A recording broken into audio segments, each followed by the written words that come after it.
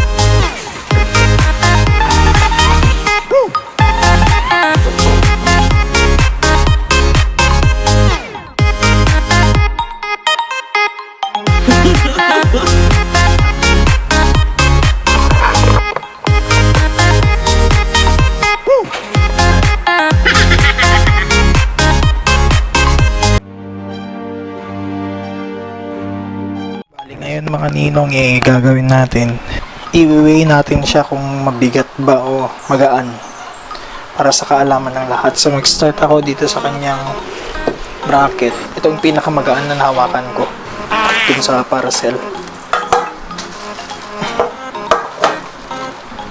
Okay, so that is 3 kilos, more than 3 kilos. Next, we have the axle iba pang accessories. Hindi ko alam kung ano itong nakabalot na black. Almost 1 kilo. Ito talaga ang mabigat. This is the USD fork. Yeah.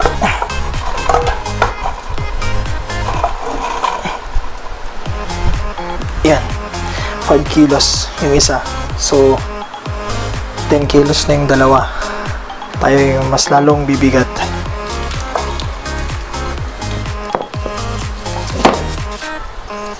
Then, meron tayong dual caliper.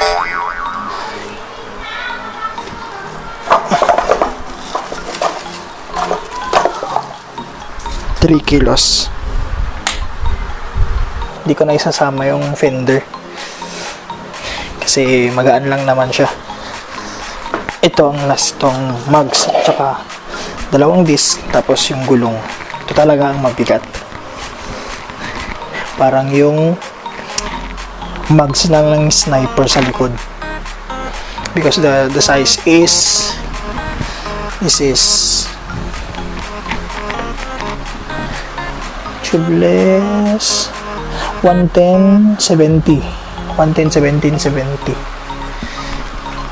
so harap po ito, ang likod na ito sana ni gilas. Okay, ayan po, bali sumagad na siya. Sa tingin ko it's more than 11 sana, it's more than that. It's mabigat pa dyan kaso sumagad na yung kiluhan kaya hindi na niya ma-weigh ng mabuti.